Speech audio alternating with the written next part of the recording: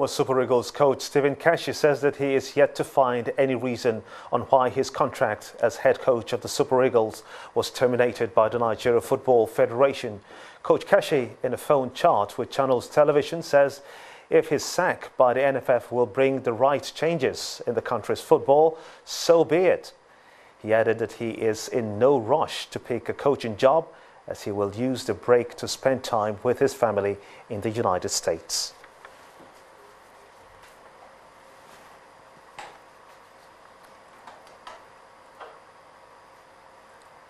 Before gaining independence in 1960, Nigeria had already produced world champions in boxing, but today the sport is witnessing a decline. Officials of boxing in the country are optimistic that the current leadership of the federation can get the sport back to winning ways. In this special report, our sports correspondent Austin Okonagban highlights some of the problems that must be tackled. There are a lot of questions to answer as regards why boxing in Nigeria is struggling, a sport that did so well back in the day and produced world champions. First, let's identify some of the problems. This is the National Boxing Gym in Lagos. I'll take you inside to see what it looks like.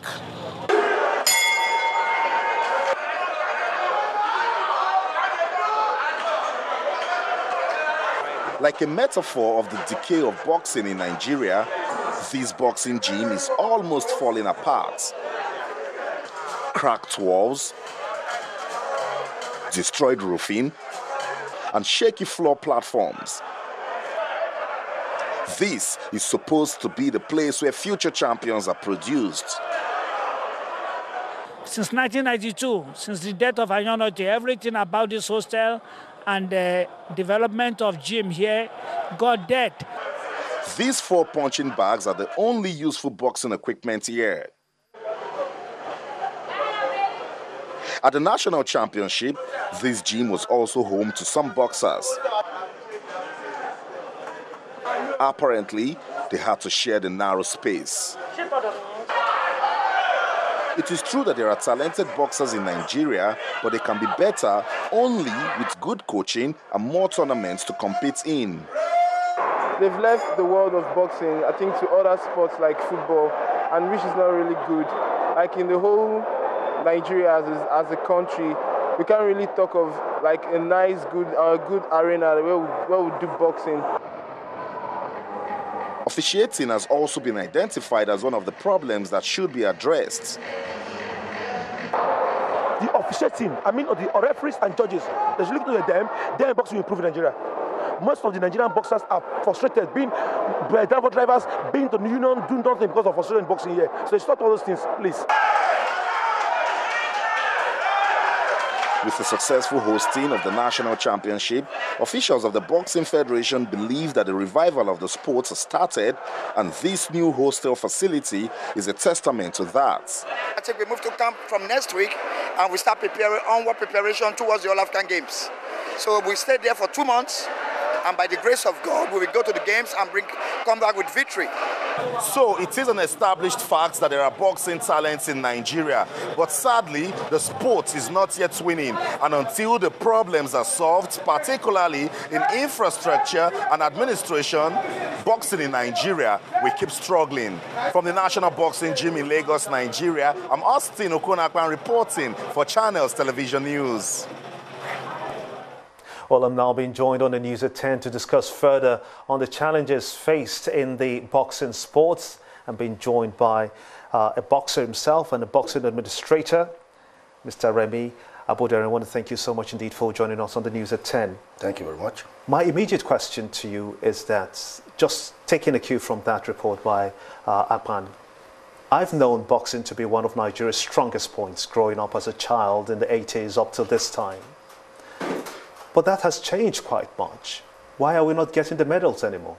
Well, thank you very much, Gimba. First, I need to quickly correct something. I have never boxed. I'm not a boxer. I'm just an administrator. Oh, my apologies. Okay, so let's put that on the burner.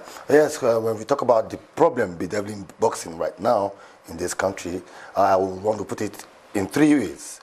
It's, 3 factors. That's government. We have the governmental factor. We have the media factor, and then the third one, which we've got to about 50%. That's corporate sponsorship, corporate organization. In the 50s, in the 60s, in the 40s, it was just boxing because the government of the day, in those days, really focused on boxing and other sports. I mean, boxing was the number one sport then. So automatically, I can still remember that the government of Western State sponsored the World Boxing Activity. I mean, the Dick Tiger, Organ Bassey, when he fought Fullman in Nigeria. So if there's governmental interest in all sports, boxing, which is around 40, then things will change. When we have a boxing bout and then the governor of the state is not showing interest, the minister of the federation who is in charge of sports is not showing interest, how would the corporate world come into sponsorship and helping? Because basically, even right in America, the boxing world, it's all about corporate sponsorship. It's not government. But in amateur boxing, which is what is happening right now, government needs to at least pump in money to improve our infrastructure. If the infrastructure is there, that's with government coming in to do this, then I believe the boxers will be happy, training in a very good environment, and then we can get the best out of it. I saw also in that report a boxing field, how do you call it? A boxing ring. stage. The ring. Yes, the stage, not the ring itself, just the stage. The just floor. surrounding the floor there. Yes. It was really bad. Is that what you have just across the board in every other place apart from that one we saw? Well, that is the headquarters. So if the headquarters is like that, you can imagine what other areas will look like. You understand what I'm saying? If the headquarters, that is the Secretariat of Boxing in Nigeria, that's the Nigerian Boxing Federation's office.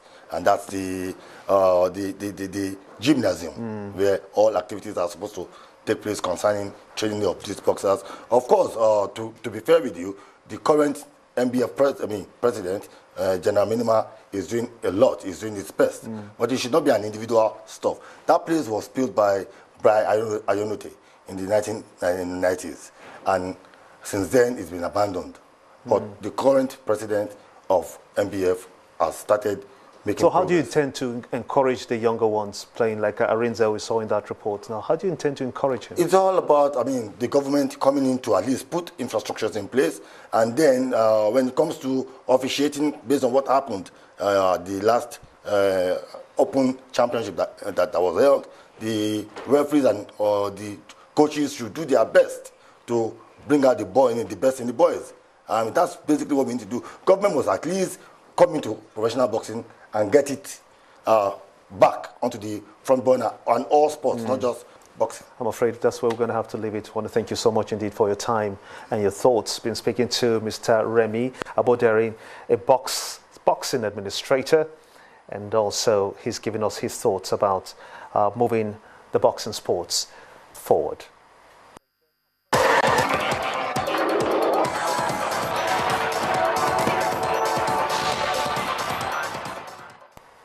The first results have emerged from the Greek referendum today to decide whether or not to accept the international bailout.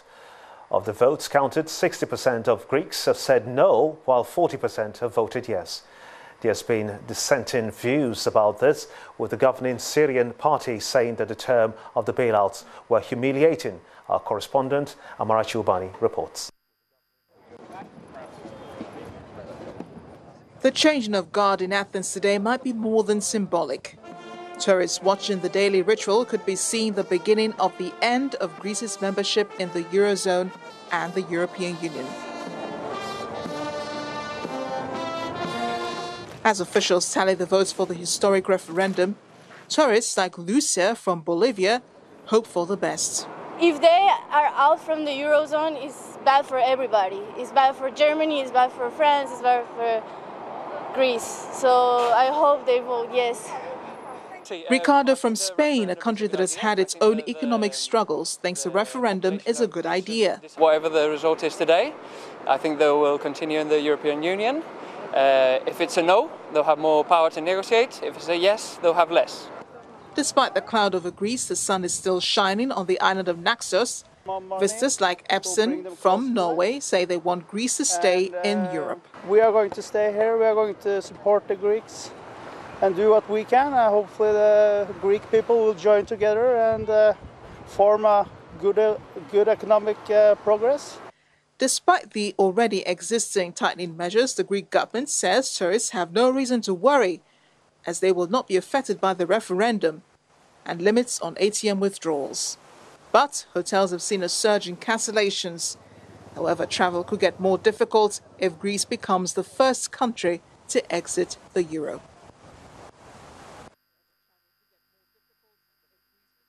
A suicide bomber has killed 6 people at a church in Potiskum in Yobe State, and that's how it's been on the news at 10 tonight. I want to thank you so much indeed for being a part of it. I'm Gimba Omar. Have a splendid night rest. Good night.